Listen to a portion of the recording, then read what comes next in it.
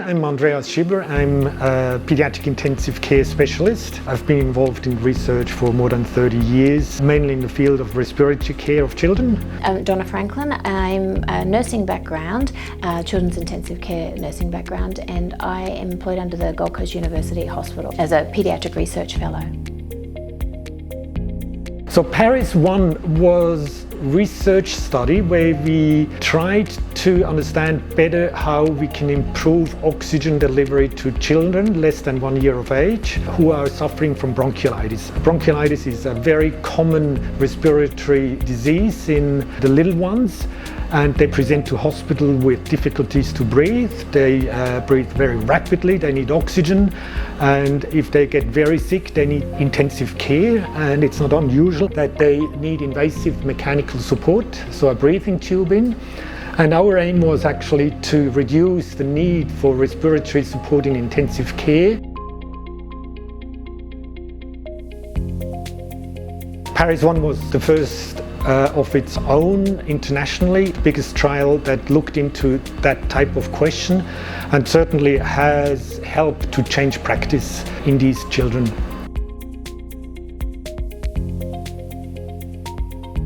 With our studies, they are the first of their kind in such a large cohort of children. So we've got, well over 3,000 to 4,000 children. And there's other studies we've done, knowledge translation studies as well, that we've put the evidence into practice in different ways, shapes and forms. But they are the largest of their type in the world. And the Paris 2 study is specifically helping us know more in the less than 5 age group. So in the Paris 1 study, we did that up to 12 months of age with bronchiolitis. Paris 2, we looked at all respiratory illnesses, including bronchiolitis above 1 year of age, but it was all under the 5-8 year age group. So the Paris 2 trial was now children older than 1 year of age, again with breathing problem. They can present with an asthma, they can present with a chest infection, can be viral or bacterial. And what happened after Paris 1 was that clinicians said, yeah, if it works in little ones, it will work as well in older ones. And there were quite a few studies out there as well in adults that showed that high flow is quite a good support method in adults. So clinicians started using high flow as well in the older children. And then we said, hold on, we really need to find out, does it really make a difference in older children? Yes or no?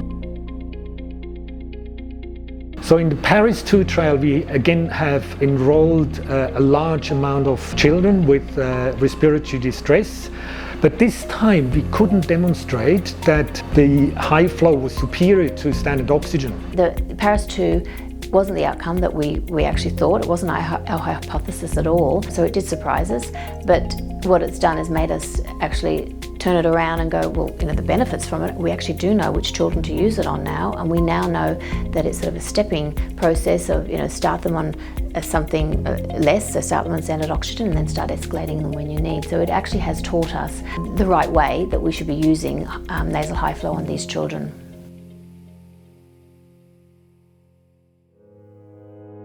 Paris 2 is the world's first large randomized controlled trial investigating oxygen therapy using high flow in children aged between 1 and 5 years of age. We recruited 1,500 or a little bit more than 1,500 patients, and the trial is eagerly awaited by our colleagues on international level because there's no information yet how to use nasal high flow in that age group.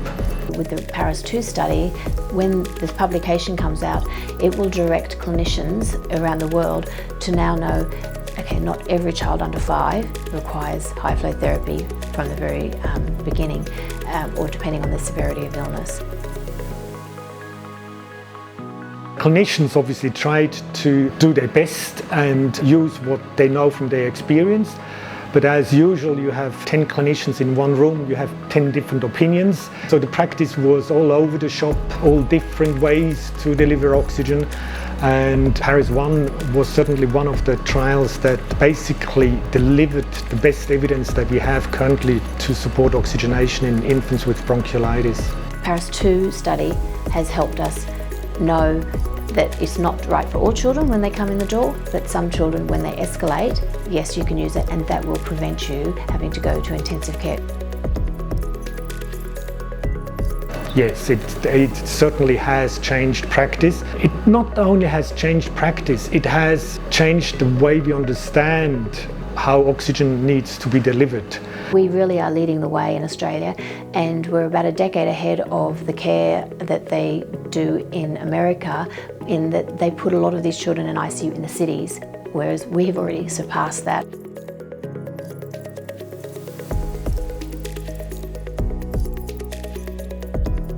The evidence that we've obtained from all of the PARIS studies, the PARIS 1, PARIS 2, and now as we go forward with the remote PARIS study, which is turning into the PARIS on country, Australia is leading the way from a paediatric perspective with the respiratory studies that we're putting in place, and they're the largest of their kind globally. PARIS on country was conceived out of an idea from the local Indigenous mothers that would present to the hospital or would present to their local primary healthcare centre or the local Aboriginal medical services, which is all within these regions. They have all three services. And it was conceived out of the idea of one of these mothers who said, why can't our child have the same care here that they get when my child has to be retrieved and sent to Townsville? And there is no reason they cannot get that. They can absolutely get that care, and that's exactly what this study is all about. If we wouldn't have done PARIS 2, we wouldn't have good information on doing and performing PARIS on country. So PARIS 2 really helped us to understand where and how and in whom should we use the best oxygenation method.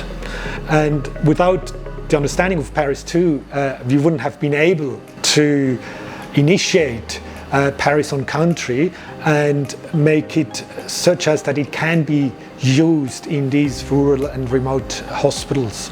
The PARIS 2 study has actually helped us enormously with understanding the scientific evidence behind what is right and not so right to use and when to use high flow on the children, and that has now evolved into the PARIS on country study.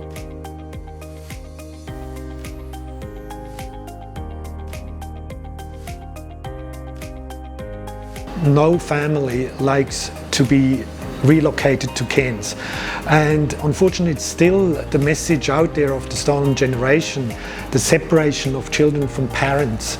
If you go and start talking to the Indigenous population, there is this fear of separation still so profoundly in the community that the desire to keep these children in a local environment is really huge.